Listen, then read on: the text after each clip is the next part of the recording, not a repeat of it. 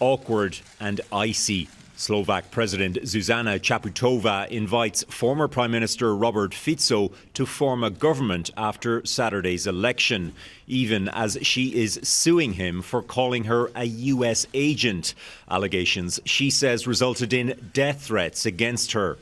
Since topping the polls, Fico has repeated his promise to end all military aid to Ukraine if he can form a coalition. He was trying to get also those voters who, for whatever reason, have favorable attitudes towards Russia, particularly because of past. Former Slovak Foreign Minister Pavel Demeš says Fico will likely be forced to compromise on Ukraine when courting coalition partners. If you look at composition of our parliament, which will comprise of 7 political parties, Slovakia is far from being future Hungary.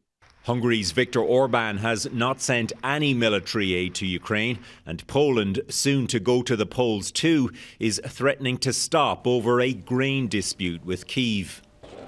But in the Ukrainian capital Monday, fewer signs of European division. EU foreign ministers symbolically meeting outside EU borders for the very first time.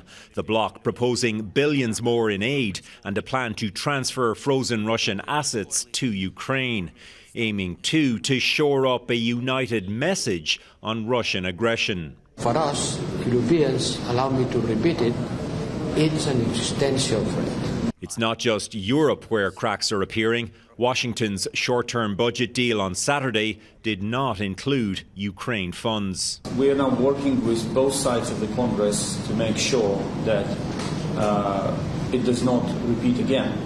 The Kremlin said Monday it expects US aid to Ukraine to continue, but it also expects fatigue to eventually set in. The results of the next US election could determine whether that's true in Washington and the wider West. Jeff? Redmond Shannon in London. Thanks, Red.